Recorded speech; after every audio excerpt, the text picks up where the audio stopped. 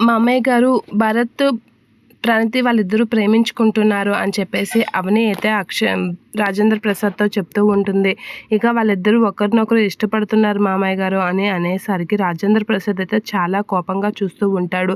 ఇక ప్రణతి అయితే చాలా టెన్షన్ పడుతూ ఉంటుంది. ఏంటి ఇప్పుడు నాన్న రిజెక్ట్ చేస్తారా ఏంటా అని అయితే చాలా భయపడుతూ ఉంటుంది. అలా భయపడుతూ ఉండేసరికి భరత్ కూడా అక్కడే ఉంటాడు. ఇక రాజేంద్ర ప్రసాద్ అయితే ఒక పక్కకెళ్ళి అలా నిల్చుని ఉంటాడు. ఏం చేయలేక అలా తలదించుకునేసరికి ఇక అవని అయితే అది కాదు మామయ్య గారు అని ఎక్స్ప్లెయిన్ చేస్తూ ఉండగా ప్రణతి అయితే కాల్ మీద పడి నన్ను క్షమించండి నాన్న, మీకు ఇష్టం ఉంటేనే పెళ్లి చేసుకుంటాను, నేను భరత్ని ప్రేమిస్తున్నాను అని చెప్పేసి అనేసరికి అది కాదమ్మా లెగు అని చెప్పేసి రాజేంద్ర ప్రసాద్ లేపి ఇలా మాట్లాడుతూ ఉంటాడు. అసలు ప్రేమ అనేది ఇద్దరు మనసులకు సంబంధించిందే, కానీ పెళ్ళి అనేది అందరి అభిప్రాయం ఉండాలి అని అనేసరికి అదే టైంలో అక్షయ్ అక్కడికి వచ్చి షాక్ అవుతూ ఉంటాడు. పెళ్ళి ఏంటి అని.